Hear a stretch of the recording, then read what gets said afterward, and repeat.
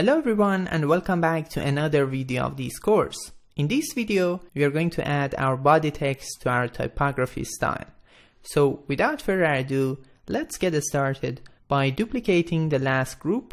Okay, I'm gonna put it here and let's write body 1, pretty good. And I'm gonna select all those texts and let's change the font size to 14 points. Fantastic. Now let's select the first one and I'm gonna create the text style. So let's write body 1 left, and the next one is going to be body 1 center, and the last one is going to be body 1 right.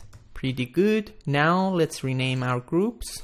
It's going to be body 1, this one as well. Then let's duplicate it and let's change the title to body 2, and we need to detach these text layers from their style. Okay, now let's select all of them and I'm going to change the font size to 13 points. However, I'm not going to create the text styles because I'm going to do that for you, and you can download the final style guide from the resources lecture of this section. And once again, let's rename these groups.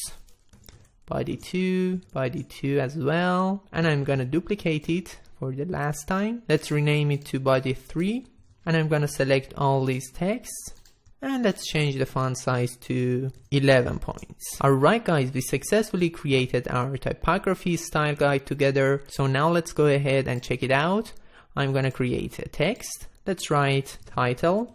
And from the text styles, I can choose whatever I want. For now, we have only 3 options because we didn't create the text styles for all those texts. However, if you download the final style guide, you have access to all those text styles. So for now, let's choose H1 left, and there we go. And if I just try to edit this H1 left, so let's go ahead and modify this. For example, from bold to regular, you can see that my title changed as well. Alright guys, that's all for this video. I hope you enjoyed it, and I will see you in the next video.